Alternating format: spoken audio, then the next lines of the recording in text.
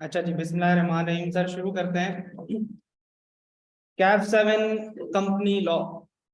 भाई यहाँ पे कितने ऐसे बच्चे हैं जो बिजनेस लॉ पढ़ चुके हैं, मतलब उनको आइडिया है, मतलब फिजिकली तो सबको है। हाँ भाई, ऑनलाइन वालों कोई ऐसा है जो जिंदगी में पहली दफा कैप का लॉ पढ़ रहा है और डायरेक्टली कंपनी लॉ पढ़ रहा है? क्योंकि आपके पास ये ऑप्शन होता है कि अगर आप ग्रुप ए के कम से कम 2 पेपर पास कर लो तो आप ग्रुप बी के तरफ जा सकते हो। तो कोई ऐसा मुजाहिद है जो डायरेक्ट कैप 7 पढ़ रहा है? चलिए जी, ये अच्छी बात है। लेकिन इसके साथ साथ एक बात ये भी है कि वो आपके काम नहीं आएगा। सही है। बिजनेस लॉ की कोई भी ऐसी नॉलेज नहीं है, कोई भी ऐसी टेक्निकल नॉलेज नहीं है कि जो यहाँ कैरी फॉरवर्ड होगी। हाँ, एक चीज कैरी फॉरवर्ड होगी, दैट इज के लॉ पढ़ने का तरीका, लॉ के इंटरप्रिटेशन, लॉ की जबान, लॉ की लफाजी, ये आपके काम आएगी। ठीक है, इस चीज से आप फेमिलियर हो गए। अच्छा जी, शुरू करते हैं इंट्रोडक्शन से। ठीक है, पहले मैं अपना इंट्रोडक्शन कराऊंगा छोटा सा, फिर हम आप लोगों के नाम जानेंगे। सही है, थोड़े थोड़े से याद करने की कोशिश करेंगे, ताकि भाई देखो मैं अपनी क्लास में ऐसे लेके चलता हूँ कि हाँ भाईजान, हाँ पीछे वाले लड़के, इस तरह नहीं नाम से बुलाता हूँ। ठीक है, तो थोड़े थोड़े नाम याद करने की कोशिश करेंगे ताकि सेशन में हमें। अच्छा जी, मेरा नाम मुजम्मिल है। बहुत सारे लोग जानते होंगे, कुछ नहीं भी जानते होंगे। ठीक है, currently I am associated with PwC A F Ferguson. सही है जी। अच्छा, KPMG में कब हूँ मैं भाई? PwC में हूँ। सही है। अच्छा जी, जहां तक इस सब्जेक्ट से ताल्लुक है तो मैंने 2019 में इस सब्जेक्ट के साथ अपना सफर शुरू किया था। उस वक्त मैं क्या था भाई, मैंने अपना सफर शुरू किया जीरो से। बिल्कुल पहला फेज तो होता है जैसे आप लोग बैठे हो एज ए स्टूडेंट। ठीक है, फिर मैंने टीचर असिस्टेंट के तौर पे यहाँ काम किया मैंने 2 साल 3 साल इनफैक्ट। ठीक है, तो भाई उस दौरान मेरा मतलब तकरीबन हजारों स्टूडेंट जो कैप 7 पहले कैप 3 था उनसे मेरा इंटरेक्शन रहा है। तो मुझे पता है कि भाई बच्चा लैग कहाँ करता है। ठीक है, एक जो मेन टीचर होता है शायद उसके पास इतना टाइम नहीं हो पाता, लेकिन जो टीचर असिस्टेंट होता है ना, उसको ज्यादा पता होता है कि भाई बच्चा लैग कहाँ कर रहा है, कौन सी चीज उसमें उसको मसला आता है, कहाँ याद करने में मुश्किल होती है। तो फिर जब मेरे पास अपॉर्चुनिटी आई एज अ टीचर पढ़ाने की, तो पिछले 1 साल से अल्हम्दुलिल्लाह मैं 100% कोर्स करा रहा हूँ कंपनी लॉ का। और फीडबैक आप लोग हमारे पुराने बैचमेट से ले ले सकते हैं, शायद आप ले चुके हो। ठीक है, कि हम लोग क्लास में किस तरह अपना जो है कोर्स कवर कर रहे होते हैं, ये सारी चीजें आप डिस्कस करेंगे। तो शुरू करते हैं भाई। एक चीज से पहले, एक चीज से शुरू करते हैं। एक चीज क्लियर कर लो, कैप 4 वर्सेस कैप 7। मैंने आप लोगों से पूछा तो बहुत सारे बच्चे ये पढ़ के आ रहे हैं। भाई जैसे कि मैंने डिस्कस किया, ये क्या करता है भाई, कैप 4 में आपने पढ़ा होगा कि भाई फला कॉन्ट्रैक्ट है, ठीक है, वैलिड है कि नहीं है, इनफैक्ट कॉन्ट्रैक्ट है कि नहीं है, ऑफर एक्सेप्टेंस वगैरह वगैरह।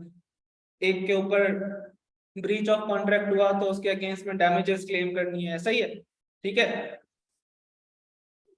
ऐसा ही है ना? अच्छा, तो कंपनी लॉ में भी ऐसा होता होगा क्या कि एक कंपनी है, दो कंपनीज आपस में डील कर रही है, एक कंपनी दूसरी कंपनी से डैमेजेस क्लेम करेगी, क्या ऐसा ही है? हाँ भाई, क्या ऐसा ही है? नहीं सर, ऐसा नहीं है। ठीक है, कंपनी लॉ के अंदर क्या होगा भाई, देखो सॉर्ट ऑफ प्रोसीजरल लॉ है ये। एक कंपनी है, ABC कंपनी है, उसको XYZ नाम रखना है अपना। ठीक है, नाम कैसे चेंज करेगी? कोई तरीका होगा ना, कोई प्रोसीजर होगा, कोई स्टेप्स होंगे। तो कंपनी लॉ में बेसिकली हम क्या करते हैं कि भाई रोजमर्रा के कंपनी के मामलात होते हैं ना, कंपनीज के अंदर अगर आप जाओगे, ठीक है, लेट से अभी आप ऑडिट करने जाओगे, अगर फर्म में जाओगे, तो अगर as far as the law is concerned, तो कौन सा लॉ काम आएगा आपके? Company law. ठीक है, वैसे जब आप ऑडिट करने जाओगे, एक तो आपको ऑडिट की नॉलेज चाहिए होती है। ठीक है, एक तो आपको ऑडिट की नॉलेज चाहिए होती है, रिपोर्टिंग की नॉलेज चाहिए होती है, लेकिन जहां लॉ की कंप्लायंसेस देखनी होगी तो ये आपके काम आएगा। ठीक है, तो कैप लेवल तक अगर कोई लॉ आपको आगे जाके काम आएगा तो वो कंपनी लॉ काम आएगा। सही है। अच्छा, ये क्या करता है भाई? डील्स विद द कंपनीज, नाम से जाहिर है।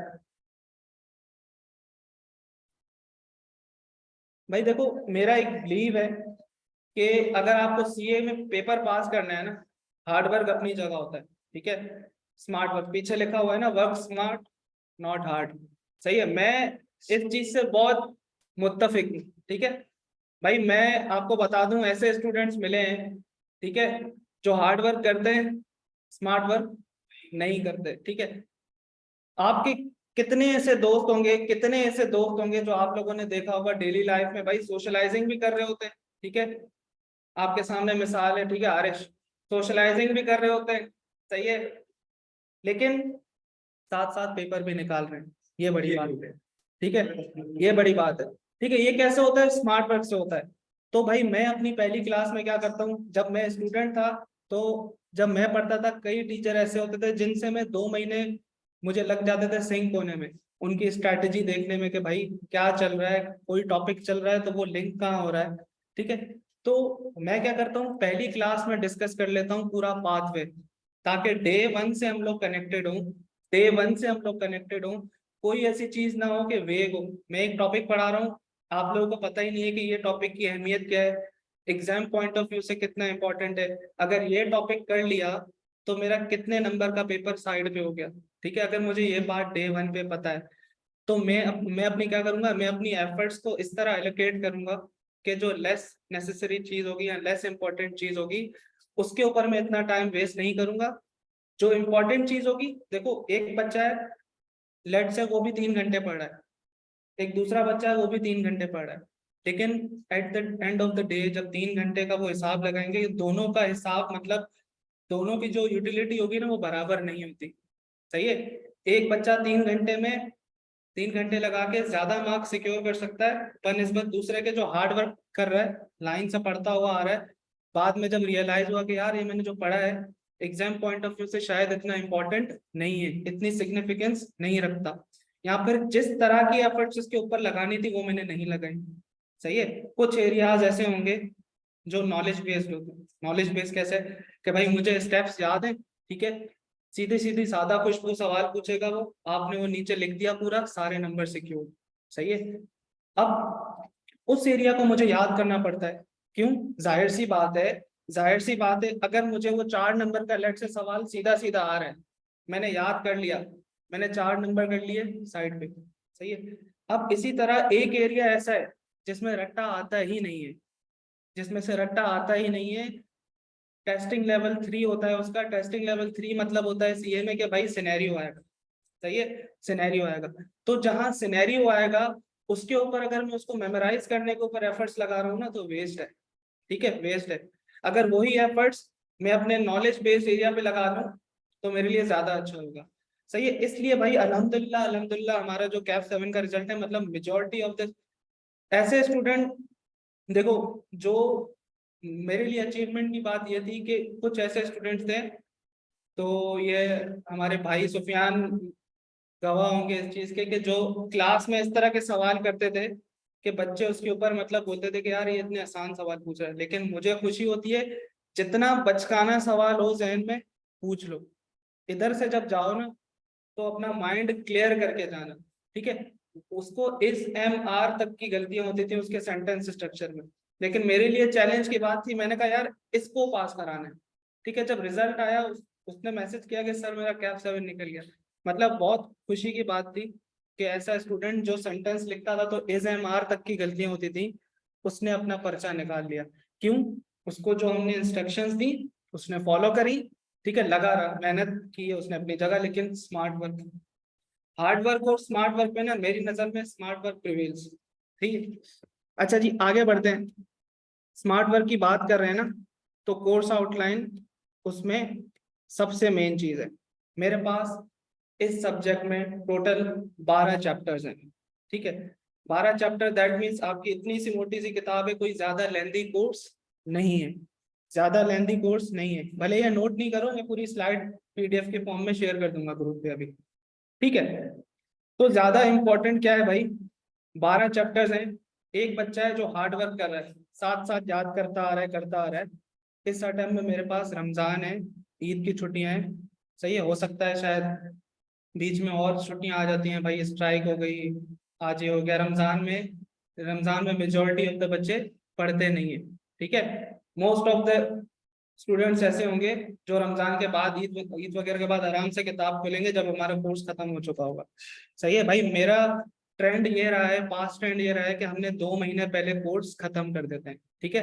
क्योंकि अगेन मैं बिलीव करता हूँ स्मार्ट वर्क में, तो उसके अंदर एक स्ट्रैटेजी होती है कि भाई टीचर क्लास में आपको पढ़ा देता है, सही है, हम सारी तैयारी क्लास में करेंगे, लेकिन असली तैयारी होती है जो आप खुद किताब खोल के पढ़ने बैठते हो। सही है, नॉर्मल नॉर्मल हालात में आपको घर में 1 महीना मिलता होगा एग्जाम से पहले, लेकिन कैप 7 में आपको 2 महीने मिलेंगे, ठीक है, ताकि आप अच्छे से जो क्लास में आपने किया है उसको खुद से गो थ्रू करके याद करके और अपनी तैयारी भी कर सके, ठीक है। फिर 1 महीना जो होगा रिवीजन पर्पस के लिए होगा। तो सर एक बच्चा जो रमजान में माशाल्लाह से रोजे भी रख रहा है, लाइन से पढ़ता हुआ आ रहा है लेट से, ठीक है, बीच में रमजान आ गया और डिस्टर्ब हो गया, अब यहाँ थक गया, उसने बोला भाई इबादत की है, रोजे रखे हैं, तो अल्लाह के आसरे पे भी तो कुछ छोड़ के जाना है ना, रोजे रखने का अजर कैसे मिलेगा, ठीक है। तो उसने क्या किया भाई, उसने बोला रमजान में मैंने दुआएं बहुत की हैं, तो ये चैप्टर तो मैं छोड़ के जा रहा हूँ, चैप्टर नंबर 12। पेपर में क्या 17 नंबर का सवाल आया इससे। सही, अगर मुझे डे 1 भी पता होता कि इस चैप्टर की ग्रेड है 15 से 20 मार्क्स की, क्या कोई छोड़ के जाता? सही है, क्या कोई छोड़ के जाता? तो अगेन कि अगर मैं कोर्स ऐसे शुरू करा दूं, चैप्टर 1 शुरू करा दूं अभी से, और मुझे उसकी सिग्निफिकेंस नहीं पता हो, तो अकॉर्डिंगली बच्चा एफर्ट्स पुट नहीं करता। तो ये जो चैप्टर है ना आपका 15 से 20 नंबर की इसकी ग्रेड है, एवरेज 17 नंबर का टेस्ट होता है, 7 से 8 सफों का चैप्टर है, ठीक है, 7 से 8 पेज याद कर लो, मिनिमम मिनिमम 15 नंबर मेरे सिक्योर्ड एग्जाम। सही है, अगर मैं इसके ऊपर ग्रिप करके चला जाऊं, ग्रिप करके चला जाऊं, तो मुझे पेपर में बाकी कितने चाहिए? 35 चाहिए। सही, सीए का पेपर है, बीकॉम का पेपर नहीं है। अगर आप फुल मार्क्स डिजर्व करते होगे ना, फुल मार्क्स डिजर्व करते होगे, तो एग्जामिनर बगैर किसी झिझक के आपको फुल मार्क्स देता है। सही है, अनलाइक उर्दू का पेपर के 100 नंबर तो कभी आ नहीं सकते, टीचर 1 नंबर लाजमी काटा करती थी, उर्दू में फुल नहीं आता। सही है, तो इस तरह का कोई सीन नहीं है, अगर आपने उसको वो डिलीवर किया है जो वो मांग रहा है, तो फुल मार्क्स सिक्योर होंगे। तो मेरी स्ट्रेटेजी ये होती है, मैं अपने बच्चों को क्या बोलता हूँ कि भाई ये है ना पासिंग, पासिंग एरिया है, 15 नंबर यहाँ से एनी हाउ उठाने हैं, बाकी हमें जंग है हमारी 35 नंबर के लिए। तो इसीलिए हम क्या करेंगे, सबसे इंपॉर्टेंट चीज मार्किंग ग्रिड डिस्कस करेंगे पहली क्लास में। सबसे पहली चीज सर, मेरे पास 2 ग्रिड्स सामने हैं। एक ग्रिड को एग्जामिनर ने नाम दिया है incorporation and issuance of shares. इसके अंदर हम क्या पढ़ेंगे कि भाई कंपनी बनती कैसे है, कंपनी शेयर्स इशू कैसे करती है, ठीक है, ये सारी चीजें। फिर ये मैनेजमेंट पर्सपेक्टिव से एक ग्रिड है मेरी। अच्छा, इसके अंदर मेरा एक छोटा सा इख्तलाफ है, मेरी नजर में ये ना एक ही ग्रिड होनी चाहिए। सही है, क्योंकि इसमें से कुछ ऐसी चीजें हैं जो यहाँ फॉल कर जाती है, कुछ पार्ट इसका यहाँ फॉल कर जाता है। तो मैं इस ग्रिड को एक ही ग्रिड का नाम दे देता हूँ, और मैं इसको बोलता हूँ कि ये 35 से लेके मेरी 45 मार्क्स तक की ग्रिड है। ऐसा है भाई, यहाँ तक किसी को कोई मसला, कोई चीज नहीं समझ में आई हो, परेशानी, पंचायत, तकलीफ, सब सेट है? सही है जी, ये मैं आप लोगों को दे रहा हूँ, इसके ऊपर एफर्ट्स वेस्ट नहीं करो, ठीक है, ये क्लास के बाद मैं आपको दे दूंगा। अच्छा जी, मेरे पास फिर एक और ग्रेड आ जाती है,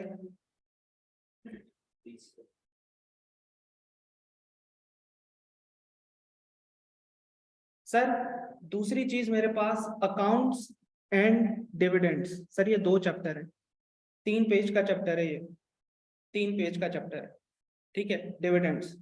अब इसके साथ जो दूसरा मेरा चैप्टर है अकाउंट्स एंड रिकॉर्ड्स, ये थोड़ा सा लेंथी है लेकिन इतना ज्यादा नहीं है। मैंने ये 2 चैप्टर अच्छे से याद कर लिए, 15 नंबर का मेरा आखिरी चैप्टर, 2 चैप्टर ये कितने हो गए, 15 से 20 में। सर मैंने अगर 3 चैप्टर कर लिए, हाँ भाई, मैंने अगर 3 चैप्टर कर लिए, ये 3 चैप्टर कम से कम 30 नंबर पेपर में मेरे सामने रखे होंगे। क्या मैं 3 चैप्टर के ऊपर इतनी मेहनत नहीं कर सकता कि यार इसमें से मैं फुल मार्क्स सिक्योर कर सकूं? क्या पूछेगा पेपर में, क्या पूछेगा, कहीं यहाँ से बाहर आएगा? बिल्कुल बाहर से नहीं आएगा। सही है, बिल्कुल बाहर से नहीं आएगा। क्योंकि इसके सारे पास पेपर, ये नया चैप्टर है, इतना ज्यादा टेस्ट नहीं हुआ कैप लेवल में, पुरानी स्कीम में ये नहीं होता था। तो इसके ऊपर हम अपनी सेल्फ मेड केस स्टडीज करेंगे और सीए फाइनल में इसके ऊपर कुछ अच्छे से सवाल हैं हम वो करेंगे। सही है।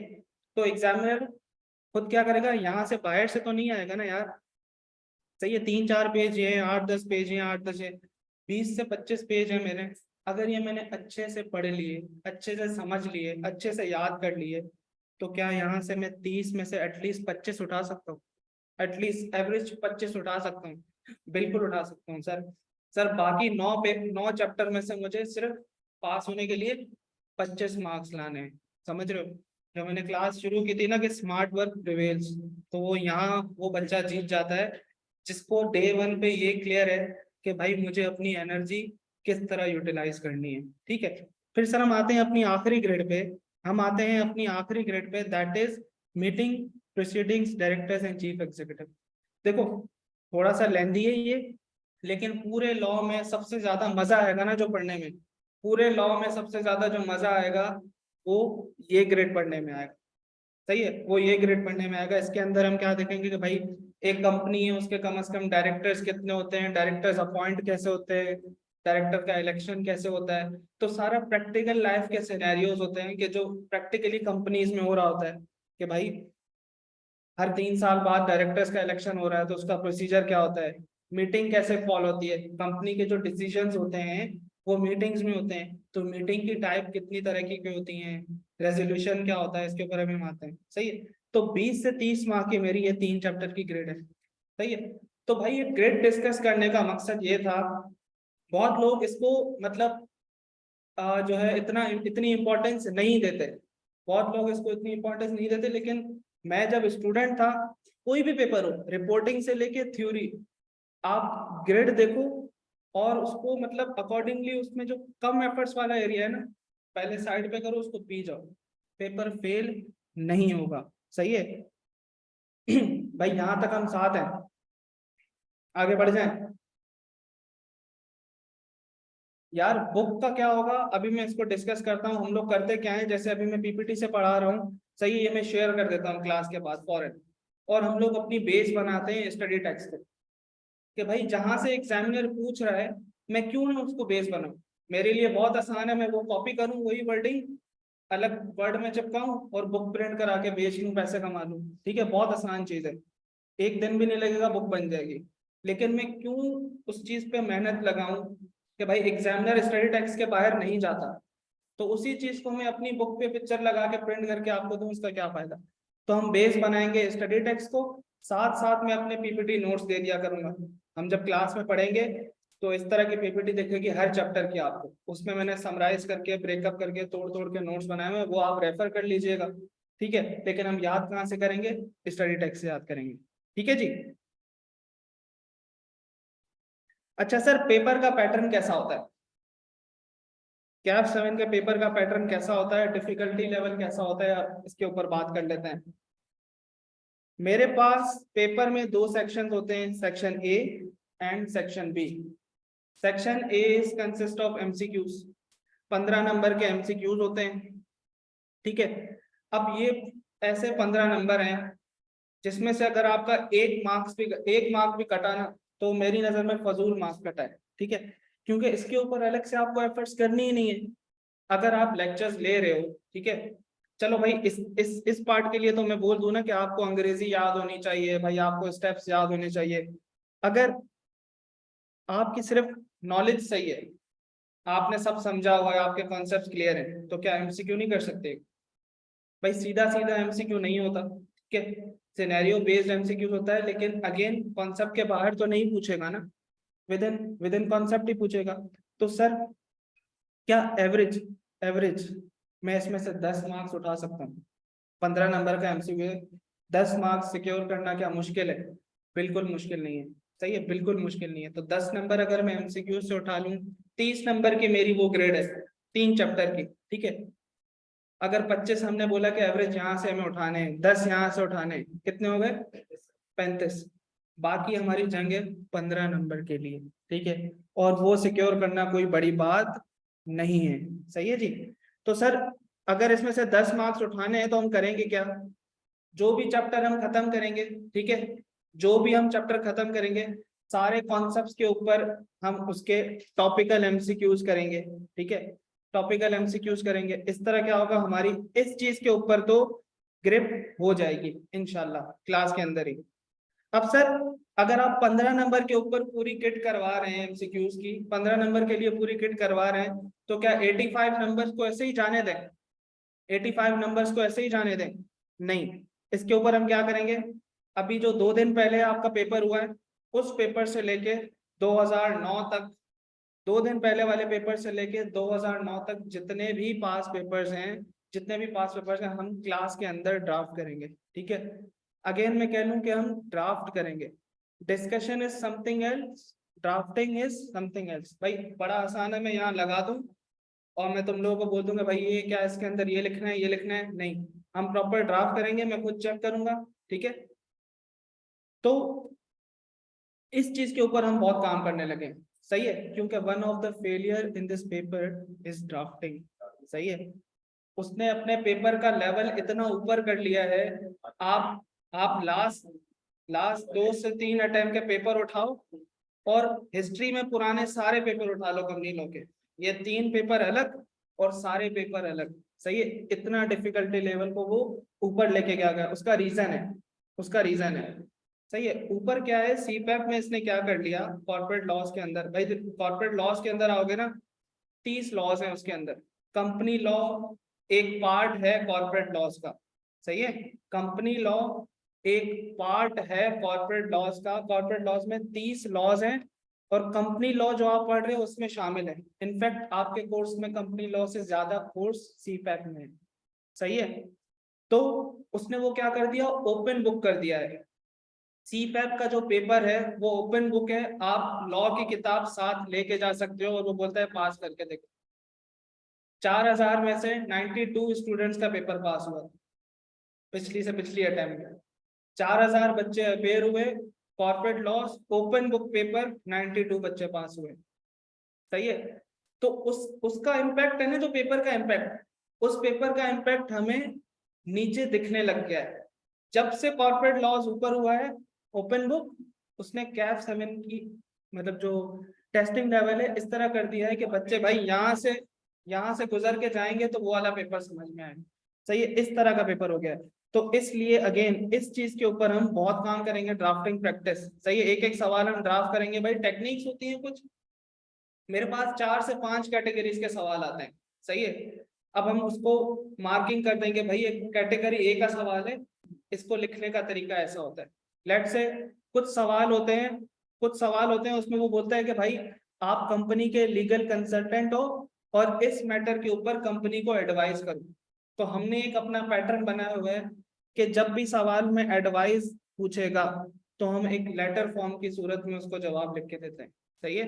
जैसे डायरेक्टर्स एडवाइस मांग रहे हैं, हम लिख देते हैं डियर डायरेक्टर्स, और फिर उसका शुरू करने का तरीका हमने एक अलग सा डिसाइड किया हुआ है। इसी तरह हमने बोला कि किसी सवाल में बोलेगा कमेंट करो, तो कमेंट वाला सवाल किस तरह ड्राफ्ट करना है, सही है। तो मेनली हमें जब पेपर में जाएंगे तो हमें ये देखना है, हमें ये देखना है कि भाई कौन सी कैटेगरी का सवाल है, ये एडवाइस वाला है तो मुझे इस तरह से शुरू करना है, कमेंट वाला है तो ऐसे करना है, ये सारी चीजें हम लोग क्लास में डिस्कस कर रहे होंगे।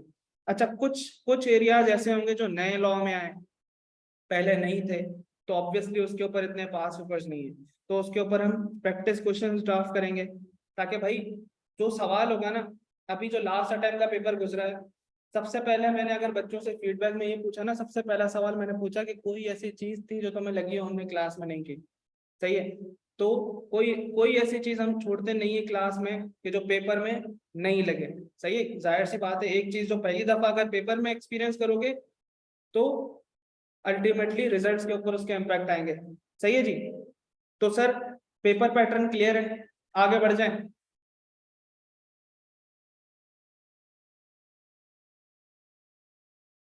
रिजल्ट्स, भाई आपकी स्क्रीन पे कंपनी लॉ के रिजल्ट्स सामने हैं। ये मैं इस वक्त की बात कर रहा हूं कि इसके अंदर कुछ अच्छे रिजल्ट्स भी हैं, इनका रीजन है स्कीम चेंज हो रही थी कैफ की, पहले एक पेपर होता था 100 नंबर का, ठीक है, 50 नंबर का कंपनी लॉ आता था, 50 नंबर का बिजनेस लॉ आता था। तो वो सोच रहा था कि भाई अब नई स्कीम आ रही है ना, ये वो पेपर हैं जो आसान आए थे, ताकि ज्यादा से ज्यादा बच्चा निकल जाए और स्कीम वाले झंझट से बाहर आ जाए। सही है, तो एवरेज 100 बच्चा अगर कंपनी लॉ का पेपर देने जाता है तो 20 बच्चे पास होते हैं, ठीक है, एवरेज। तो हमें इस 20% के अंदर फॉल करना है, तो हमें उन चीजों पे काम करना होगा, उन चीजों पे काम करना होगा कि जो जिसकी वजह से फेलियर का रेशो ज्यादा है। उसमें सबसे ऊपर चीज आती है ड्राफ्टिंग। सही है, सवाल एक बच्चा सवाल पढ़ा होगा, दूसरा भी वही पढ़ा होगा, लेकिन जो एक होता है वो उसको किसी और वे में इंटरप्रेट करता है और दूसरा उसको कुछ और समझता है, ठीक है। तो ड्राफ्टिंग सबसे मेन चीज सिखाती क्या है? ड्राफ्टिंग सिखाती है कि भाई सवाल पिक करना, क्या जो वो चाह रहा है मैंने वो डिलीवर कर दिया है। भाई हम एक और चीज, क्लास में जब हम पास पेपर करेंगे तो सिर्फ पास पेपर्स नहीं करेंगे, सारे 20 साल के जो 12-13 साल के जो भी पास पेपर हैं, एक एक एग्जामिनर कमेंट उस सवाल का हम क्लास में पढ़ते हैं, ठीक है। उससे क्या होता है भाई, वो बोलता है कि बच्चे ने इररेलेवेंट लिखा। सही है, तो हमें एक चीज समझ में आ रही होती है कि यार जल्दी जल्दी में मैंने रिक्वायरमेंट गलत पढ़ ली। सही है, वो लिखता है बच्चे ने लंबी कर ली, मैंने ये पूछा नहीं था, उसने ये लिखा और अपना प्रेशियस जो टाइम है वो जाया किए। सही है जी। भाई मैं एक चीज क्लास में ये कहता हूँ, एग्जामिनर कमेंट पढ़ो, गलती करो, अगले सवाल में वो गलती ना हो। एक सवाल किया हमने, एक गलती की, अगले सवाल हमें याद है कि यार पिछले सवाल में मैंने ये गलती की थी, अब मुझे ये रिपीट नहीं करनी। करते करते जब मिड ऑफ द सेशन में हम पहुंचेंगे तो जो सारी गलतियों से हम सीख चुके होंगे, मैं बोलता हूँ नई गलती करो, करो गलती, क्लास में गलतियां करने के बैठे हैं, सीखने के लिए बैठे हैं, करो, लेकिन हर दफा कोई नई गलती होनी चाहिए, पुरानी गलती रिपीट ना हो। अल्टीमेटली करते करते क्या होता है, ड्राफ्टिंग इतनी इंप्रूव हो जाती है, लिखाई साफ हो जाती है। सही है, जो एग्जामिनर हमसे एक्सपेक्ट कर रहा होता है हम उस तरह से काम करने लग चुके होते हैं। सही है जी। तो सर रीजंस फॉर फेलियर, मैंने अगेन जैसे तुम्हें कहा, कि भाई हमने सारे पास पेपर्स किए, उसके एग्जामिनर कमेंट्स पढ़े। तो एग्जामिनर कमेंट्स पढ़ने के बाद मैंने एक एनालिसिस बनाया कि एज पर द एग्जामिनर बच्चा फेल क्यों होता है। सही है, बच्चा फेल क्यों होता है, तो 3 मेन रीजन निकल के आया। सबसे पहला, लैक ऑफ ड्राफ्टिंग प्रैक्टिस, कि उसको लिखना नहीं आता। एक तो ये बात, लिखना नहीं आता, और ड्राफ्टिंग प्रैक्टिस अगर उसमें लैकिंग है तो इसका मतलब ये है कि रिक्वायरमेंट समझ में नहीं आ रही, ठीक है।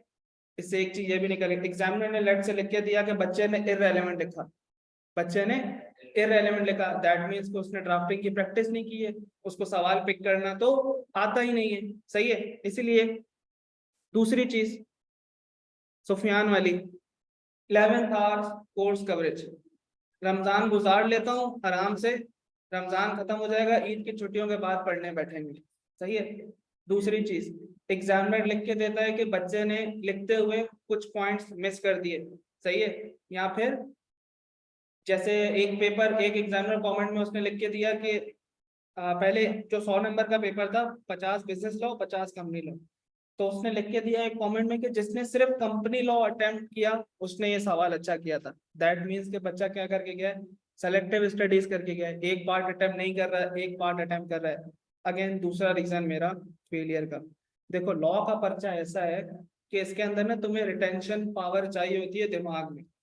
अगर आप 11th आर पढ़ने बैठोगे, आखिर में पढ़ने बैठोगे, तो ऑटोमेटिकली मतलब एक साइंस है, दिमाग एंड मोमेंट पे बहुत सारी चीजें रिटेन एक साथ नहीं करता। आपने नोट किया होगा कि जब आप लोग रिवीजन कर रहे होते हो या आखिर के टाइम में पढ़ रहे होते हो, ठीक है, तो आप बोलते हो यार बस हो गई है, नई चीज दिमाग में नहीं जा रही। सही है, तो इसलिए होता है क्योंकि अगर आप वही चीज शुरू से पढ़ने बैठते तो ये नौबत नहीं आती। भाई एक कैपेसिटी है ना, एक कैपेसिटी है, पानी की बोतल है, इसमें इतना ही पानी आ सकता है, अब इसको आप भरे जाओगे तो जाहिर सी बात है उसमें नहीं घुसेगा वो। सही है। तो एक और चीज, सेलेक्टिव स्टडीज, इसकी वजह से 11th our course coverage ultimately क्या होता है, रिजल्ट्स इन सेलेक्टिव स्टडीज। वही वाला बच्चा हमारा होगा, सारे चैप्टर्स करते हुए आ रहे हैं, आखिरी वाला बोलेगा इबादत के मैं बिना पे आखिरी चैप्टर छोड़ के जाता हूँ। सही है। अभी कुछ दिनों पहले की बात है, पेपर से एक दिन पहले, सर चैप्टर 5, 6, 7 में से कौन सा छोड़ के जाऊं? अब मुझसे टीचर से पूछ रहा है कौन सा चैप्टर छोड़ के जाऊं। अल्लाह के बंदे, एक चीज मैं मतलब क्लास में बोल बोल के थक गया, बोल बोल के थक गया कि साथ साथ पढ़ने पढ़ने बैठो। और मैं मतलब हम अभी आप देखोगे क्लास से निकलोगे, थोड़े बहुत कॉन्सेप्ट अभी हम डिस्कस करेंगे, क्लास से निकलोगे मतलब तुम्हें वो चीज याद होगी। ठीक है, हमने मतलब इस तरह से डिजाइन किया है सब कि आपकी तरफ से एफर्ट्स ऑटोमेटिकली कम हो जाएं। उसको इस तरह ब्रेक किया है, लॉजिकल वे में पढ़ेंगे, उसको इस तरह लिंक करके पढ़ेंगे कि अल्टीमेटली खुद ब खुद चीजें याद हो जाती है। सही है भाई, देखो सिर्फ प्रॉब्लम्स नहीं है, इसका सोल्यूशन भी है। लैक ऑफ ड्राफ्टिंग प्रैक्टिस, मैंने जैसे क्लास में कहा कि सारी की सारी प्रैक्टिस हम क्लास में करेंगे, तो ये वाला पॉइंट तो हमने कर लिया किल। ठीक है, क्लास में इंशाल्लाह। अब 11th आवर्स कोर्स कवरेज की बात आती है, इसमें मुझसे ज्यादा आपकी एफर्ट्स चाहिए होंगे। जाहिर सी बात है, अगर सामने वाला बच्चा इंटरेस्टेड नहीं है तो मैं कुछ भी कर लूं, मैं कुछ भी कर लूं, मैं उसको किस तरह मतलब बोल सकता हूँ कि पढ़ाई शुरू कर लूं। भाई ज्यादा से ज्यादा मैं क्या करूंगा इसमें, मैं लूंगा आप लोगों से आपके टॉपिकल क्विज़ेस टेस्ट, ताकि मैं प्रेशराइज कर सकूं। और मेरी नेचर ऐसी है कि भाई कोई फॉर्मल माहौल नहीं होता क्लास में। ठीक है, मतलब छोटे भाई बहनों की तरह जैसे ये लोग हैं मेरे साथ। सही है, तो इस तरह होता है कि मैं खुद भी आप लोगों को बोलता रहता हूँ, मैं बहन कहाँ पहुंचे, ये चैप्टर कहाँ पहुंचा है। अब ज्यादा से ज्यादा इसमें मैं आपको मतलब एक नजर रख सकता हूँ, टेस्ट ले सकता हूँ, लेकिन अगर सामने वाले का इंटरेस्ट नहीं है तो पढ़ने कैसे बैठेगा। अल्टीमेटली तो उसको खुद चीजें पढ़नी है ना। ठीक है, तो सर इसके लिए हम क्या करेंगे, हम टेस्ट लेंगे, हम क्विजेस लेंगे। सही है, तो जब हम इस चीज के ऊपर काम करेंगे ना, तो अल्टीमेटली ये चीज खुद ब खुद इसी के साथ सॉल्व हो जाएगी। सही है, तो ये 3 रीजन मैंने खुद से नहीं लिखे हैं। जब हम एग्जामिनर कमेंट्स पढ़ेंगे, आप खुद एनालिसिस करोगे तो आपको समझ में आएगा कि हाँ यार, ये 3 मेन रीजन ही है जिसकी वजह से ये पेपर रुकता है। खुद सोचो, रिजल्ट तुम्हारे सामने रखे, 13%, 20%, 21% रिजल्ट है। ऑडिट के बाद कैफ 7 ऐसा सब्जेक्ट है जिसका सबसे लोएस्ट रिजल्ट है। लेकिन ऑडिट में एक चीज अच्छी है कि पिछले 2 से 3 अटेम्प्ट में रिजल्ट इंप्रूव हो गया है, सिग्निफिकेंटली इंप्रूव हो गया ऑडिट का रिजल्ट। ठीक है, तो सर अगर आपको कंपटीशन है भाई, आगे है ना, फर्म में जाओगे, कंपटीशन है, बहुत लेवल का कंपटीशन है। फर्स्ट अटेम्प्ट कैफ क्वालिफाइड बच्चे बैठे हुए हैं, फर्म्स नहीं लग रही। सही है, पिछले अटेम्प्ट में 2000 बच्चा कैफ क्वालिफाई हुआ है। सही है, उसमें से 1500 कराची का है। अगर 1500 बच्चा कराची का बैठा हुआ है, फर्म्स कितने बच्चे उठाएंगी। हाँ भाई, ज्यादा से ज्यादा, सबसे ज्यादा बच्चे पीडब्ल्यूसी लेती है एएफएफ, 100 बच्चे उसने ले लिए, 30-40 केपीएमजी ने उठा लिए, 10-12 ईवाई ने उठा लिए। ठीक है, कितने हो गए, 200। 200 बिग 4 तो रही नहीं ना पाकिस्तान में, डेलॉयट चली गई तो बिग 3 है। ठीक है, अब 1500 में से 300 बिग बिग 1 2 3 में आ गए। ठीक है, बाकी बच्चा कहाँ जाएगा। बाकी जो बी कैटेगरीज की फर्म है वो भी 5-5 6-6 बच्चे उठाती हैं। तो कंपटीशन का लेवल देखो। ठीक है, आई कैप लगा हुआ है, आई कैप से लेकिन मैनेज नहीं हो पा रहा है। फर्म्स की एक कैपेसिटी होती है भाई, फर्म की एक कैपेसिटी होती है ना, एक नीड बेसिस पे होता है। जैसे अब पीडब्ल्यूसी में इंडक्शन होगी, 100 बच्चा जाएगा। सही है, 100 बच्चा कौन जाएगा। केपीएमजी में अगर 30-40 बच्चा जाएगा, कौन जाएगा, फर्स्ट अटेम्प्ट वाला बच्चा जाएगा, चीता बच्चा जाएगा। सही है, सही है ना भाई। तो इसमें सिर्फ मेरा इंटरेस्ट नहीं है भाई, मेरा इंटरेस्ट नहीं है कि तुम पास हो जाओ, उसमें तुम लोगों का भी फायदा है। सही है जी, तो सर हम भरपूर कोशिश करेंगे कि अपनी तरफ से पूरी एफर्ट्स डालें, जो जो चीजें लैक करती है बच्चे में उसके ऊपर काम करेंगे। सबसे मेन चीज ड्राफ्टिंग, लेकिन अल्टीमेटली आप लोगों की एफर्ट्स भी दूसरे एंड से चाहिए होगी। सही है जी, यहाँ तक किसी को कोई मसला, पंचायत, पसूड़ी, शिकायत। हाँ भाई, क्लियर है ऑनलाइन वालों। यार सिलेबस में कोई भी चेंजेस नहीं है, स्टडी टेक्स्ट के अंदर कुछ एरर्स थे, वो आई कैप ने सही कर लिए।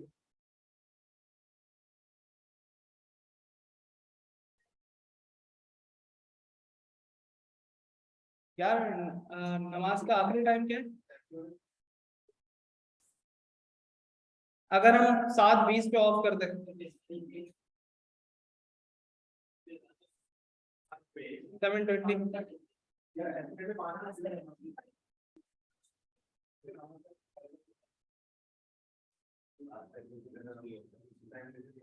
भाई हमारी 7:45 क्लास है, अगर मैं 7:20 पे ऑफ कर लूँ, हाँ नमाज मिल जाएगी ना। सही है ना, चलो भाई। 7:20 7:25 पे ऑफ कर देंगे, नमाज मिल जाएगी आराम से। सही है।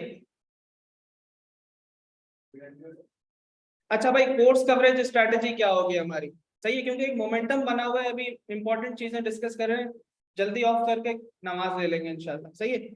कॉन्सेप्ट कॉन्सेप्ट बिल्डिंग सबसे इंपॉर्टेंट चीज। सही है। कॉन्सेप्ट बिल्डिंग कैसे होगी भाई? पूरा कोर्स पीपीटीज के थ्रू करेंगे। वो पीपीटीज में आपको एडवांस में ही क्लास शुरू होने से पहले पूरी चैप्टर की दे दिया करूंगा। सही है। आपकी मर्जी है, उसका प्रिंट निकलवाओ, पीडीएफ में पढ़ो, जहां से सस्ता प्रिंट हो रहा है वहां से करो। बोलोगे तो मैं नीचे फोटोकॉपियर के पास रखवा दूंगा। सही है।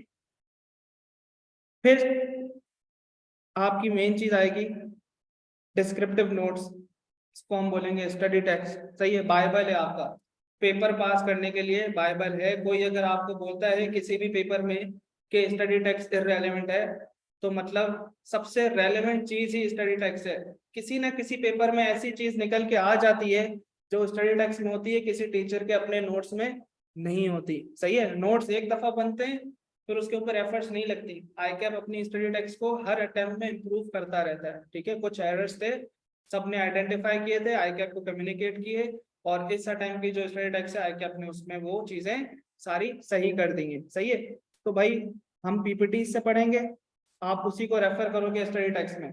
जैसे मैंने अभी कोई चीज पढ़ाई, जैसे ही वो टॉपिक खत्म होगा स्टडी टेक्स्ट खोलेंगे, उसी में वही चीज गो थ्रू करेंगे, टू मेक श्योर कि हमने कंप्लीटनेस इंश्योर कर दी कि भाई वही चीज है, वही सीक्वेंस है जो हमने पढ़ा है।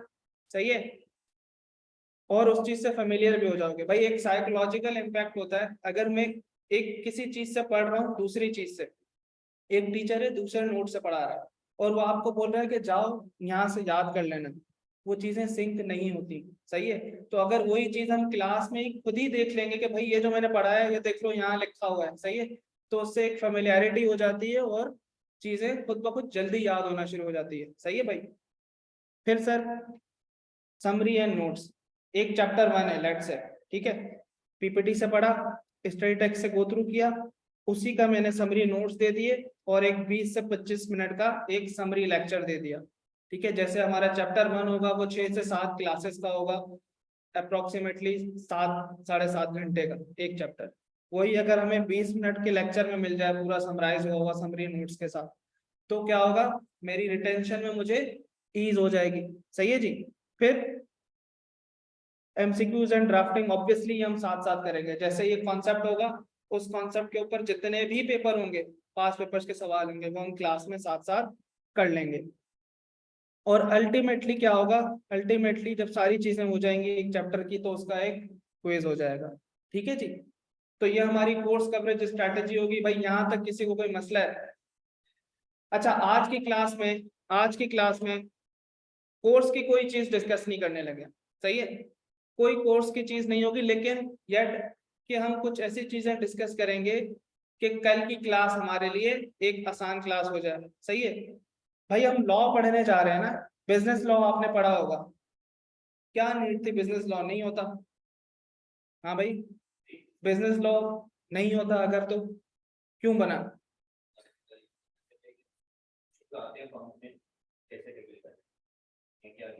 हाँ भाई, आरिश लॉ क्यों आया?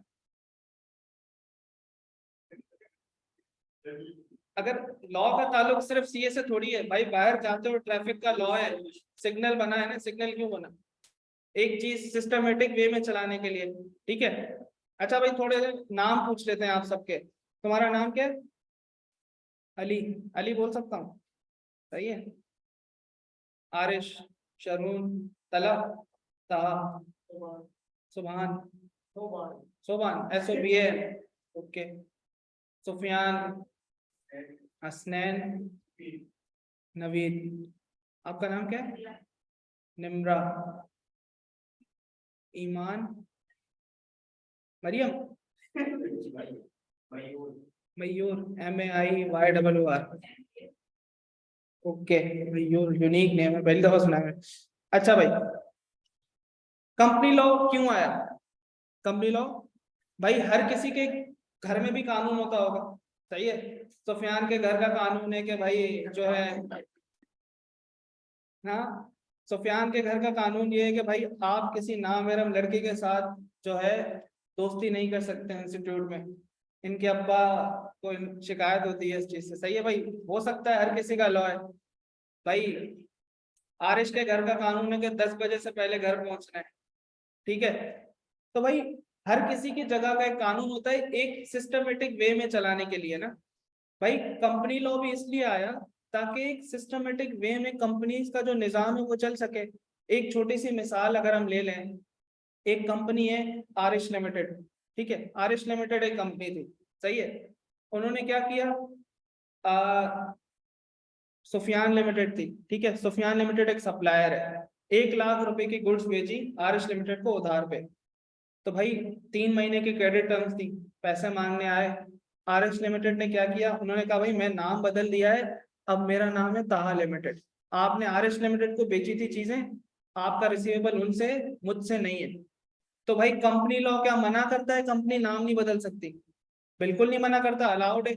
KESC होता था, अब क्या है, के इलेक्ट्रिक है। तो क्या मना है नाम बदलना? बिल्कुल मना नहीं है। लॉ ने कुछ स्टेप्स बताए, उन्होंने बोला भाई ये काम कर लो, नाम बदल देना। लेकिन साथ में एक चीज, एक प्रोविजन डाल दिया, एक प्रोविजन डाल दिया लॉ ने कि तुम्हें नाम बदलना है बदलो, लेकिन नाम बदलने से कम से कम इतने इतने टाइम तक तुम्हें अपना पुराना नाम अपने साथ लगाना है, ठीक है। और नाम बदलने से तुम्हारी राइट्स एंड लाइबिलिटीज पे कोई इम्पैक्ट नहीं आएगा। तो लेट से अगर सोचो लॉ नहीं होता तो क्या ऐसे छोटे छोटे मसले होते? तो भाई एक चीज को सिस्टमेटिक वे में चलाने के लिए भाई कंपनी लॉ है, सही है। एक छोटा सा ब्रीफ बैकग्राउंड। दूसरी चीज, कंपनी, कंपनी कहाँ से आई? पीकी ब्लाइंडर्स देखा है किसी ने? देखा है? उसके अंदर अगर तुमने थॉमस शेल्बी के अलावा किसी चीज पे गौर किया हो, या ग्रेस के अलावा, तो तुमने उसमें इंडस्ट्रियल रेवोल्यूशन देखी होगी, बिजनेस की बातें हो रही होंगी, सही है। शराब बेचता है, करते करते कंपनी खड़ी कर देता है। तो भाई जो कंपनीज का कॉन्सेप्ट आया ना, कंपनीज का कॉन्सेप्ट आया, वो भी वहां से निकल के आया कि पहले क्या होता था कि मैं भाई एक इलाके में क्या कर रहा हूँ, मैं इलाके में गुड्स बेच रहा हूँ, ठीक है। मैंने क्या किया भाई, यही वाली चीज, लेट से ये पानी की बोतल मैंने एक दूसरे गांव में जाके बेची, यहाँ मैं अगर 10 रुपए की बेच रहा तो वहां 20 की बिकी। क्यों?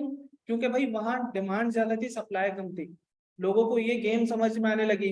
कंपनी टू कंपनी क्या हुआ, पहले एक सिटी टू सिटी ट्रेड होने लगी, कंट्री टू कंट्री होने लगी। इस तरह क्या हुआ भाई, एक्सपेंशन होने लगी। पहले मेरा छोटा प्लांट था, सप्लाई कम थी, अब मैंने कंपनी का प्लांट बढ़ाया है क्योंकि सप्लाई ज्यादा हो गई है। तो अल्टीमेटली मुझे फाइनेंस की जरूरत पड़ी, पैसा ज्यादा चाहिए होगा। अब अगर कोई प्राइवेट कंपनी खोल रहा है तो फाइनेंस लिमिटेड होता है। तो उन्होंने क्या किया, बहुत सारे लोगों ने पैसे जमा कर करके कंपनीज खोलना शुरू कर दी। इस तरह से वहां से एक कॉन्सेप्ट आया जॉइंट स्टॉक कंपनीज का, सही है। तो हम कंपनी की बात करने जा रहे हैं, कंपनी लॉ की बात करने जा रहे हैं, तो एक छोटा सा बैकग्राउंड जनरल नॉलेज के लिए पता होना चाहिए। अच्छा जी, अभी तक कोर्स की कोई बात हमने नहीं की है। एक और concept, sub section versus section, ठीक है। हम लॉ पढ़ेंगे ना, हम बार बार डिस्कस करेंगे कि भाई कंपनी फला सेक्शन के सब सेक्शन दिस के तहत, ये उनके लिए जिन्होंने कभी लॉ नहीं पढ़ा। भाई ये देख रहे हो बोल्ड में 2 डॉट, इसको मैं कहता हूँ सेक्शन, ठीक है। इसकी जो सब हेडिंग्स होती है ये मेरी क्या है, सब सेक्शन है। क्या मुझे पेपर में कोई कॉन्सेप्ट डिलीवर करना है तो सेक्शन का रेफरेंस याद करना लाजमी है? नहीं सर, आई कैप का एग्जामिनर आपसे ये एक्सपेक्ट नहीं करता कि जब आपसे वो कोई चीज पूछ रहा है तो आप उसको सेक्शन का रेफरेंस भी बताओ, ठीक है। कॉर्पोरेट लॉज में करना होता है, ठीक है, क्योंकि ओपन बुक करना चाहो तो वहां कर सकते हो, सही है जी। तो यहाँ पे आपको एक रिलीफ है, ये कोई कोर्स का पार्ट नहीं है, सिर्फ सेक्शन और सब सेक्शन समझाने के लिए क्विकली जा रहे हैं। अच्छा जी, लॉ के अंदर बहुत सारी ना डेफिनेशंस पढ़ेंगे। कंपनी क्या होती है, कंपनी लॉ क्या होता है, बॉडी कॉर्पोरेट क्या होती है, public company, private company, foreign company, ठीक है। तो अगर मैं ब्रॉडली सारे लॉज की ना, सिर्फ कंपनी लॉज की नहीं, कोई भी लॉ है उसकी मैं डेफिनेशन को अगर कैटेगराइज करूँ ना, तो मेरे पास एक डेफिनेशन होती है इंक्लूसिव, पेपर में टेस्ट नहीं करेगा, for the sake of knowledge बस, सही है। इंक्लूड से शुरू होती है। अगर मुझे एक वर्ड समझाना है, सही है, लॉ में कुछ वर्ड इस तरह समझाए जाते हैं कि वो बोलता है इस लफ्ज में ये चीज शामिल है, ठीक है। तो क्या होती है, इंक्लूसिव डेफिनेशन बोलता हूँ मैं उसको। इसी तरह मेरे पास एक एक्सक्लूसिव होती है, ठीक है, जिसमें वो बोलता है दुनिया की हर चीज आएगी, बस कुछ चीजें एक्सक्लूड कर देता है, ठीक है। क्योंकि वो बोलता है जब देखो कोर्ट में केस लड़े जाते हैं ना, लीगली, वैसे ही लॉ की बात कर रहा हूँ, तो एक डेफिनेशन के ऊपर भी लड़ाई होती है, ठीक है। जो आपने पॉलिटिकल केसेस देखे होंगे कि भाई ये नाअहल है कि नहीं है, वो सिर्फ डेफिनेशन की बेस पे होते हैं। अगर उसने बोल दिया ना कि इसमें ये एक्सक्लूड है और वो उसमें फॉल कर रहा होगा, तो केस इस बात पे लड़ा जाएगा कि भाई ये केस सुना ही नहीं जा सकता क्योंकि ये इस डेफिनेशन में फॉल नहीं कर रहा, ठीक है। इसी तरह मेरे पास एक डेफिनेशन होती है एग्जॉस्टिव। अब ये होती है मीन्स, उसमें जब उसको किसी बात का मतलब समझाना होता है ना कि इस वर्ड का मतलब क्या है, तो डेफिनेशन मीन से शुरू होती है, एग्जॉस्टिव। इसी तरह एक मेरे पास है हाइब्रिड। नाम से जाहिर है कि इनमें से कोई भी एक से ज्यादा कॉन्सेप्ट लग रहा होगा ना, वो हाइब्रिड हो जाएगी। जैसे एक बॉडी कॉर्पोरेट की डेफिनेशन है, उसमें इंक्लूड्स भी आता है और कुछ चीजें एक्सक्लूड भी करवा देता है। तो इस तरह की डेफिनेशन मेरे पास हाइब्रिड डेफिनेशन होती है।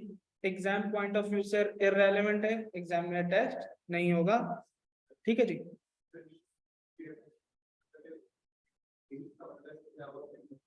हाँ, जैसे कंपनी की डेफिनेशन है एग्जॉस्टिव है, वो बोल रहा है कंपनी मींस, फिर उसके अंदर जो कंडीशंस रखी हुई होती है, उसने कहा अगर ये मीट कर लेगा तो वो कंपनी है, ठीक है। अच्छा भाई, मेरे पास अभी एक ऐसा कॉन्सेप्ट है जो मेरे कोर्स का पार्ट है, ठीक है, लेकिन ऑफिशियली इसको हम नहीं पढ़ रहे हैं, एक जनरल डिस्कशन है, क्योंकि ये वो टर्म है जब तक हम उस चैप्टर तक पहुंचेंगे नहीं उससे पहले भी ये डिस्कस हो रहा होगा। Share holder. शेयर होल्डर कौन होता है ईमान? शेयर होल्डर कौन होता है? बिल्कुल। मेंबर बता सकते हो अली? मेंबर कौन होता है?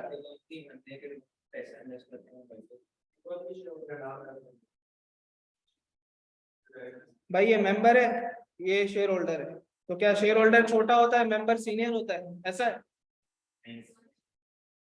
देखो, मेंबर और शेयर होल्डर ना समझो, अगर कोई शेयर होल्डर है ना, अगर कोई शेयर होल्डर है, अगर कोई किसी कंपनी का शेयर होल्डर है तो वो उसका मेंबर भी है, सही है। लेकिन अगर एक कंपनी का मेंबर है, जरूरी नहीं कि वो शेयर होल्डर भी हो, सही है। तो मेंबर मेरे पास एक ब्रॉडर टर्म है, मतलब मेंबर बना जाता है एक से ज्यादा तरीकों से। कौन कौन से तरीके होते हैं अगले चैप्टर में आएगा, हमारे पास पूरी डेफिनेशन दी है लॉ ने मेंबर्स की, ठीक है। तो कहने का मकसद ये है कि कंपनी का शेयर होल्डर बनना है, शेयर खरीद लो। मेंबर बनना है, शेयर खरीद लो तो भी मेंबर बन जाओगे। लेकिन और तरीके से भी बना जा सकता है, वो कौन से तरीके हैं उसको हम अपने आने वाले चैप्टर के अंदर डिटेल में डिस्कस करेंगे। कुछ ऐसे छोटे छोटे से जार्गन्स हैं जिसके ऊपर हम क्लियर हो रहे हैं। अभी के लिए इतना कि मेंबर का लफ्ज है, शेयर होल्डर का लफ्ज है, एक ही बात, ठीक है, एक ही बात है। अच्छा, रेजोल्यूशंस। एक मीटिंग होती है कंपनी के अंदर, कोई भी डिसीजन होता है, सही है। एक इन्वेस्टमेंट है मेरी, किसी किसी किसी कंपनी में इन्वेस्टमेंट है एबीसी लिमिटेड के अंदर, सही है। और मैं ये देख रहा हूँ कि क्या ये इन्वेस्टमेंट मुझे बेचनी चाहिए, बेच रहा हूँ, मुझे डिसीजन लेना है। तो कंपनी एक डिसीजन कैसे लेती है? हाँ भाई, मेंबर्स शेयर होल्डर्स बैठते हैं, मीटिंग होती है, उस मीटिंग में फैसला होता है। तो जो डिसीजन होता है ना, वो रेजोल्यूशन की बेस पे होता है। लॉ के अंदर एक रेजोल्यूशन होती है मेरे पास, ऑर्डिनरी रेजोल्यूशन। अगेन, जो भी पढ़ रहे हैं, जहां जहां ये ऑफिशियली आएगा वहां पे हम उसको डिटेल में पढ़ेंगे। सिर्फ ये जार्गन्स डिस्कस कर रहे हैं पहली क्लास में, कुछ टेक्निकल चीजें। एक मेरे पास होगी ऑर्डिनरी रेजोल्यूशन, ठीक है। एक मेरे पास होती है स्पेशल रेजोल्यूशन। कुछ मैटर्स ऐसे होते हैं जो जनरल मैटर्स होते हैं, उसको पास करने के लिए मुझे चाहिए होती है ऑर्डिनरी रेजोल्यूशन। कुछ चीजें ऐसी होती हैं जो स्पेशल नेचर की होती हैं। कौन सी होती हैं डिटेल में अगेन हम जब रेलेवेंट चैप्टर आएगा उसमें पढ़ेंगे, उसके लिए मुझे स्पेशल रेजोल्यूशन चाहिए होती है। अगर मुझे ऑर्डिनरी रेजोल्यूशन पास करनी है ना, तो मुझे सिंपल मेजोरिटी चाहिए, सही है। सिंपल मेजोरिटी क्या होती है? 10 लोग के, सही है, 10 लोग बैठे हैं, हमें फैसला करना है कि भाई हमें ये काम करना चाहिए कि नहीं करना चाहिए, तो हम वोटिंग कराते हैं। मेजोरिटी क्या होगी 10 में? 5 से ऊपर, सही है, 5 से ऊपर। तो मोर देन 50% चाहिए होता है मुझे ऑर्डिनरी रेजोल्यूशन, जो मेरी सिंपल मेजोरिटी होती है। लेकिन एक स्पेशल स्पेशल बिजनेस है, स्पेशल नेचर का बिजनेस है, मुझे उसके ऊपर डिसीजन लेना है, तो लॉ कहता है कि भाई आपको कम से कम 75% वोटिंग चाहिए इस रेजोल्यूशन को पास करने के लिए, इस डिसीजन को लेने के लिए। क्या यहाँ तक हम क्लियर है? क्लियर है? अगेन, ना इसकी हमने डेफिनेशन पढ़ी है अभी, ना कुछ टेक्निकलिटीज पढ़ी है, सिर्फ एक वर्ड डिस्कस किया है कि रेजोल्यूशन क्या होता है। सही है जी, खत्म होने वाला है। आखिरी चीज, कंपनी लॉ। ये जो चीज पढ़ने जा रहे हैं ना, ऑफिशियली हमारे कोर्स का पार्ट है, लेकिन अगेन जब हम अपना अगली क्लास में चैप्टर शुरू करेंगे उसमें हम ये दोबारा पढ़ रहे होंगे। कंपनी लॉ, लॉ पढ़ रहे हैं ना अभी, हमने सादा खुशबू अल्फाज में डिस्कस कर लिया कि लॉ क्या होता है, कि भाई एक कानून आया सिस्टमेटिक वे में चलाने के लिए। लेकिन कंपनी लॉ ने खुद इटसेल्फ, खुद को किस तरह बताया है कि लॉ क्या है, मैं क्या हूँ, लॉ की लफाजी में लॉ क्या है। ठीक है, मींस कौन सी डेफिनेशन है? एग्जॉस्टिव। ठीक है, तो कह रहा है लॉ वही है जो इस डेफिनेशन में भी फॉल करेगा, कि अगर कंपनीज एक्ट 1913 पाकिस्तान बनने से पहले, गोरों का कानून, लॉ कहता है कि भाई ये भी कंपनी लॉ है। ठीक है, ये भी कंपनी लॉ है। कंपनीज ऑर्डिनेंस 1984, लॉ कहता है कि भाई ये भी क्या है, ये भी कानून है, ये भी कंपनी लॉ है। इसके अलावा ऑर्डिनेंस 2016, और अभी जो करंट चल रहा है हमारा कोर्स है कंपनीज एक्ट 2017। तो लॉ की नजर में इन शॉर्ट अगर ऐसा लिख देता कि आज तक के पुराने कानून और अभी जो चल रहा है वो क्या है, कंपनी लॉ है। लेकिन उसने उसको कैसे ब्रेक करके बताया, उसने कहा कि भाई 1913 सही है, 1984 का ऑर्डिनेंस, 2016 का ऑर्डिनेंस, 2017 का एक्ट, ये सब कंपनी लॉ है। अच्छा जी, एक चीज इसमें एक्ट और कहीं है ऑर्डिनेंस। तो बिजनेस लॉ के बच्चों को पता होगा कि भाई एक्ट क्या होता है, ऑर्डिनेंस क्या होता है। जब मेरे पास पार्लियामेंट मेरी एक्टिव होती है, नेशनल असेंबली, एक एक कानून जो नेशनल असेंबली के थ्रू पास होके आया, सियासतदानों ने पास किया डेस्क बजा बजा के, सही है, तो क्या है, मेरे पास एक्ट है। लेकिन अगर असेंबली नहीं है, प्रेसिडेंशियल ऑर्डर्स के थ्रू आया है, तो मेरे पास क्या हो जाएगा, ऑर्डिनेंस हो जाएगा। सही है यार, देखो ये क्यों है, अभी कंपनी पढ़ोगे ना। ठीक है, कंपनी की डेफिनेशन कहता है company means a company, company means a company, ये कौन सी डेफिनेशन है? दो कंडीशन लगाता है वो, दो कंडीशन लगाता है, कहता है formed, company means a company formed and registered. Company वो है जो दो चीजें हुई हो, फॉर्म हुई हो और रजिस्टर हुई हो, अंडर द कंपनीज एक्ट और द कंपनी लॉ। ये जो लॉ की डेफिनेशन आप लोग बोल रहे हो ना कि पुराने लॉज क्यों हैं, अब यहाँ से एक चीज लिंक हो रही है। कंपनी मींस अ कंपनी, दो चीजें, which is form and registered under the companies act, मतलब नए कानून के तहत जो नई कंपनीज बनी है, और द कंपनी लॉ, जो पुरानी कंपनीज चलती हुई आ रही हैं वो भी कंपनीज हैं। सही है, पार्टनरशिप तो ऐसे होता है ना, नया पार्टनर आया, पार्टनरशिप डिसॉल्व, दोबारा बनाओ। तो भाई अगर मुल्क में कानून चेंज हो रहा है, सही है, तो क्या पुरानी कंपनीज बंद हो जाए दोबारा बने? इतना टाइम है उनके पास नहीं। तो कुछ कंपनीज ऐसी हैं, पेप्सी वगैरह, यूनिलीवर्स, पाकिस्तान बनने से पहले से भी कुछ कंपनीज हैं। ठीक है, तो जो पुरानी कंपनीज चलती हुई आ रही हैं, तो क्या लॉ की नजर में वो लॉ कंपनी नहीं रहेगी? तो इसलिए लॉ ने क्या कहा, company means a company which is formed and registered under the companies act, मतलब जो नई कंपनीज है कंपनीज एक्ट के तहत बनी है वो भी कंपनीज हैं, और द कंपनी लॉ, मतलब जो कंपनी लॉ से बनी हुई है, 1913 से बनी हुई है, 1984 से बनी हुई है, 2016 से बनी हुई है, सब क्या है, कंपनीज है। बात समझ आ रही है?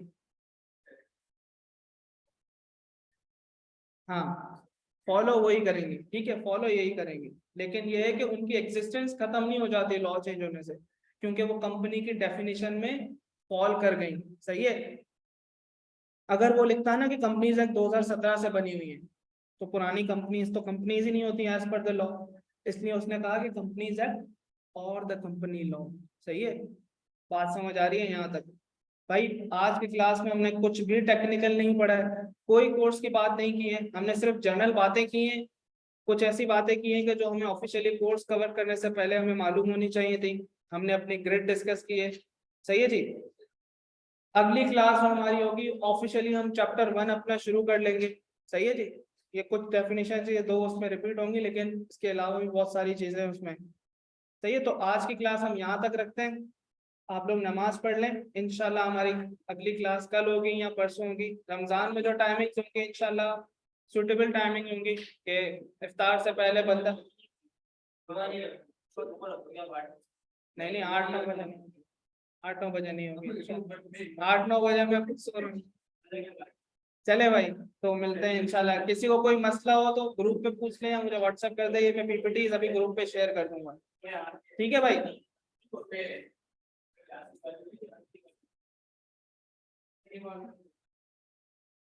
देखो एग्जॉस्टिव इसलिए है क्योंकि जब वो उसको एक चीज पे जोर देना होता है ना कि भाई यही लिमिटेड चीजें हैं जिनकी बेसिस पे वो उसका मतलब समझाना चाह रहा है, कंपनी लॉ का मतलब क्या है, जब उसने मतलब समझाना होता है ना तो एग्जॉस्टिव डेफिनेशन देता है वो। ठीक है जी। अगर एक चीज को लिस्ट डाउन करवाता है ना इसके अंदर शामिल क्या क्या है, तब वो इंक्लूसिव डेफिनेशन देता है। सही है, चलें जी, मिलते हैं अगली क्लास में इंशाल्लाह।